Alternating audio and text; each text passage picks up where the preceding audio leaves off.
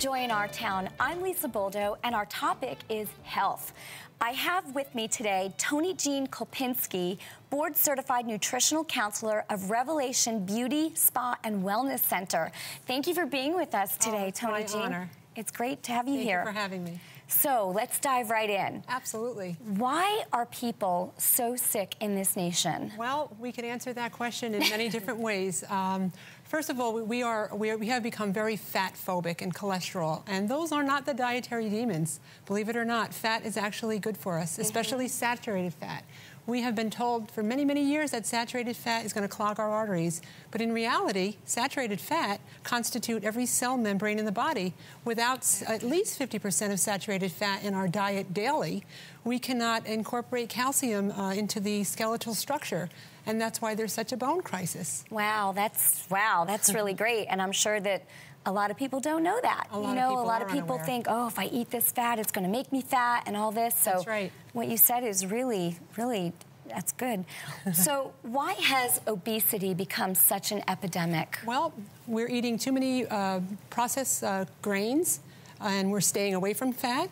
So fat does not make you fat, and by staying away from fat, we're starving. Well, there's good fats, right? That's correct. And the bad fats are the hydrogenated fats coming from hydrogenated oils that have been shot up with greenhouse gases that are causing it to be solid at room temperature and liquefy at once we put heat on it, and it can be very toxic to our health, and that's what clogs the arteries and causes different types of cancers. And what are some examples of this, bad fat or with the hydrogenated oils? Well, when we go to the supermarket and we shop in the peripheral areas of the grocery store, we look at the 100-calorie snacks and the cereals that we're told to pump our bodies with, and we become underfed, undernourished, and these fats are fake fats. They're trans fats. So that's the fats that you really want to stay away from, the trans fats. So that's basically in the junk aisles. Absolutely. The foods. But sometimes we're told that cereals are good for us that are in the grocery stores, and they contain these trans fats, these hydrogenated oils that are very detrimental to our health. Wow. So that's what you really want to stay away from. And so I know that there's dangers in GMOs, genetically modified organisms. Yes. Can you talk about that a little bit? Absolutely, I would love to. Genetically modified organisms, that has been around for about 22 years now. And they don't want to label it, so we don't consume it. And what does it mean to be genetically modified? They're cloning our food. They're taking an unrelated species or organism, and they're injecting it into the seed of, say, a cucumber or a tomato to give it the characteristics of that unrelated species.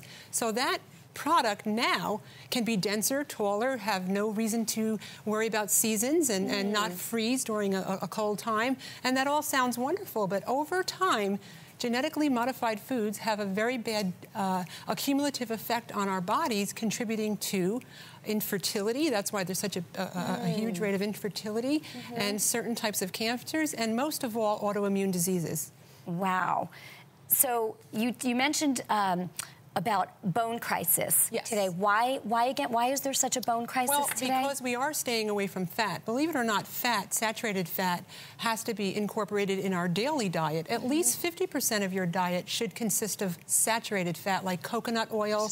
Yes, and organically grown, grass-fed meats and dairy products from an organically grown source when the farmer is using the methods used with animals grazing on pasture. This way they're getting conjugated linolenic acid, magnesium, vitamin E, iron, zinc, omega-3, carnitine, carnosine, all the wonderful nutrients that are found when an animal is grazing on grass. The natural things it was right meant from to. nature. Right? We were designed to eat these foods. Right. And that's what's going to prevent the diseases that we're so plagued with today.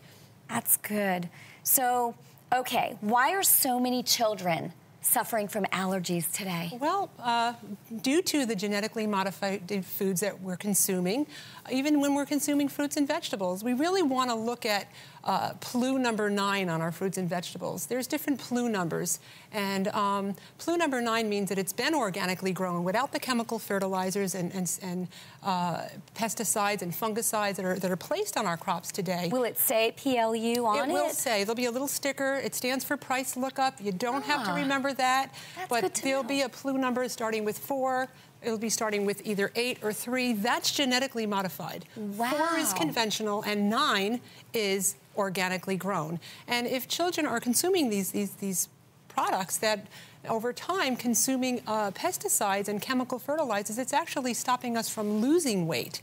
Right, So and their little bodies can't, you know, children... little growing immune systems, right. absolutely, and we're just bombarding them. And they're developing allergies, and they're developing asthma, and then we're mass inoculating, and we're bombarding the immune system by using that. Just toxifying the organs, our filtering system, that's correct. So what are the dangers of fluoride and water fluoridation? Well, fluoride, we were told it was a good thing and that it was good for our teeth. Yeah. But in reality, we have discovered that fluoride is a neurotoxin or a neurotransmitter, so it actually can kill brain cells. It disrupts the thyroid.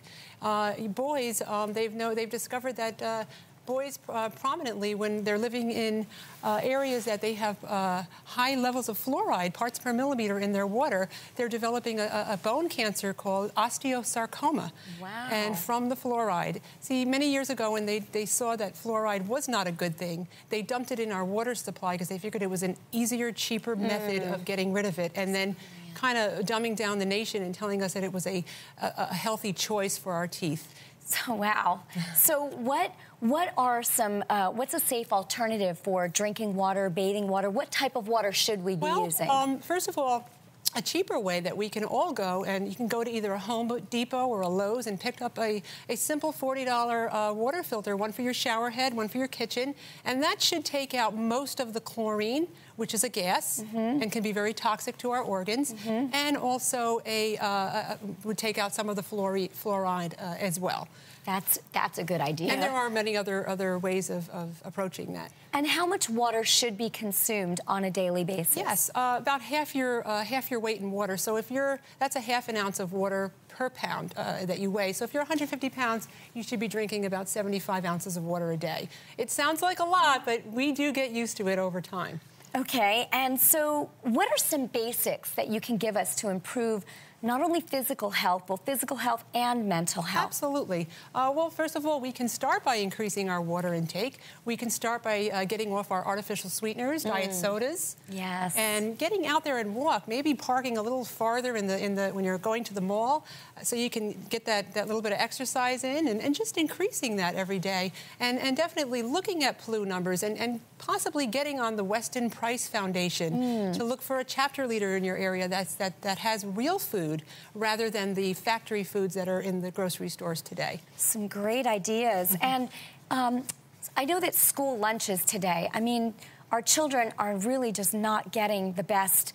You know, how can we improve school lunches? Well, I feel as a parent, we can educate at home our children by getting them into the kitchen and allowing them to cook. Yeah. And, you know, we can learn from one another, but I really do believe that if we teach our children how to cook and with real food and fruits and vegetables and healthy meats and dairy products, and getting them into the kitchen with us, that will put a seed in them that should flourish and take along with them, make a little nutritionist out of them. Absolutely. And start that legacy right in your home. I love it. And then they'll be going to school and telling their friends, don't eat this, don't eat it. Absolutely. You know, maybe they'll be educating the teachers. Do you have any programs in place where you speak to schools or I do. You know, educate?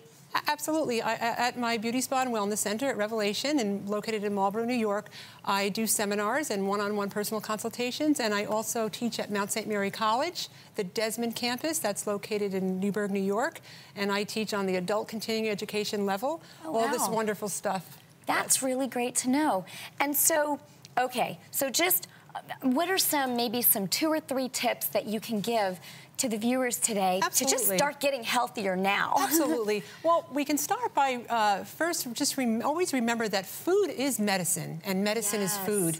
The body is not deficient in prescription drugs. And that doesn't mean to run off and get off all your drugs today. Absolutely not. That's something that you should do with a health professional. But definitely really learn that food is medicine, and the body is deficient in those enzymes that are coming from real food.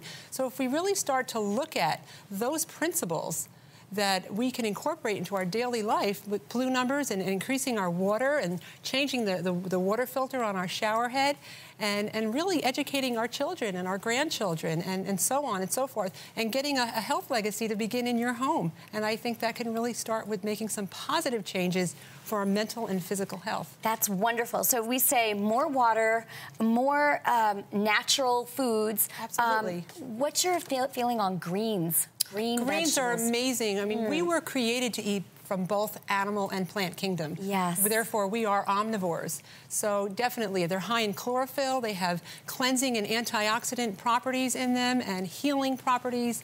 So I would definitely say to increase your green leafy vegetables. I am totally in agreement with that. And you are located, where's your office?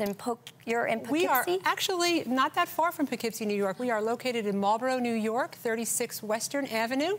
And that's in a little town across the river from Poughkeepsie. Well, this has just been fantastic. Any last words that maybe you want to share? Tips for kids? Well, that everyone should get out there and plant something and grow something. I think we're going to be getting some warm weather soon. Yeah, get out and exercise maybe. Get out and exercise together and get your hands in the soil. And definitely get out there and exercise, but get your hands in the soil and maybe start growing some fruits and vegetables with your family. And you know, I didn't ask you this, but what do you feel about supplements? Okay, I know we weren't designed to take pills, but to augment an already healthy diet, we should be taking supplements that are from food or that are food, so the body recognizes. We want that body recognition thing to go on. Right. We don't want to take vitamins, because I'm sure many of the viewers have taken vitamin supplements from health food stores even that made you feel sick afterwards. Right. Well, that is because they've been adulterated, treated, they've been processed, basically, heated and altered from nature. So a vitamin should be from food, whole foods, and you should be able to read the ingredients. Right. And you should be able to take them on an empty stomach because they are food. Right. And not have that feeling because of the high enzymatic properties coming from the real, true, living food. And that can really help with your digestion Absolutely. as well. Oh, yes. Right? So it's not meant to take the place of nutrition, but to fill in the gaps. To fill in, to kind of augment your diet. Absolutely. To protect you and make sure that you're getting that extra D that we're so deficient in. Yes, because we are staying away from the sun, which is actually very bad. I think